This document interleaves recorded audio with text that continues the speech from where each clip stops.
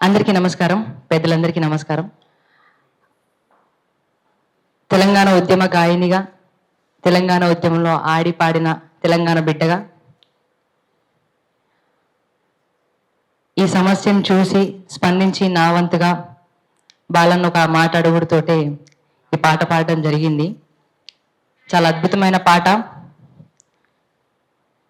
ఏ government అయినా ఎవరన్నా ఉండని పేదోళ్ళ ఉసురు కానీ ఆడబిడ్డల ఉసురు కానీ మంచిది కాదని నా అభిప్రాయం. నేను చాలా గట్టిగా నమ్ముతా దాన్ని. కాబట్టి ఎంత కష్టపడితే ఇల్లు కట్టుకోగలుగుతామో, ఎంత కష్టపడితే బతకగలుగుతామో అనేది ఒక పేదనికి మాత్రమే తెలిసి ఉంటుంది. ఉన్నోళ్ళకి ఆ వాల్యూ తెలియదేమో అని నేను అనుకుంటా. అందుకోసమే కాలా కష్టం చేసి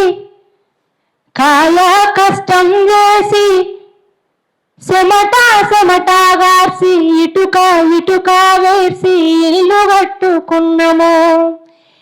ఎదిగిన మా బిడ్డలనే పసిగుడ్డులుగా చూసి ఇల్లే మా పొదుగంటూ దాసి పెట్టుకున్నాము.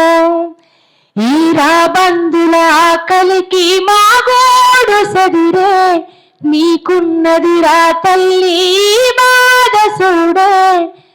చివరిసారి ఇల్లును చూసుకుంటామే, ఇంత ఇషమన్నా ఎర్రి చచ్చిపోతామే. ప్రతి ఒక్క బిడ్డ ఆడ పలికిన మాటలు ఇవి. ఒక్కసారి నా ఇల్లు నేను చూసుకుంటా, ఇదంతా బాధ ఎందుకు, మాకు కొంచెం విషమన్న నీరు, మేము చచ్చిపోతాము, ఎంత కష్టపడితే మేము ఇలా ఇల్లు కట్టుకున్నాము అని ఎంతో మంది ఆవేదన ఏడ్చిరాడ. మన కళ్ళతో చూసినాం కూడా. అందుకే అంటున్నాం, చివరిసారి ఇల్లును చూసుకుంటామే, ఇంత ఇషమన్నా ఎర్రి చచ్చిపోతామే. నువ్వు కూల్చేది ఇల్లు కాదురా, నెత్తుటి ముద్దల్లా మా వల్లేరా.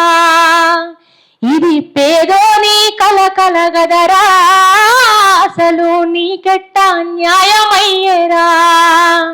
ఇది పేదోని కలగదరా, అసలు నీకెట్ట న్యాయమయ్యేరా. నువ్వు కూల్చేది ఇల్లు కాదురా, నెత్తుటి ముద్దల్లా మా వల్లేరా.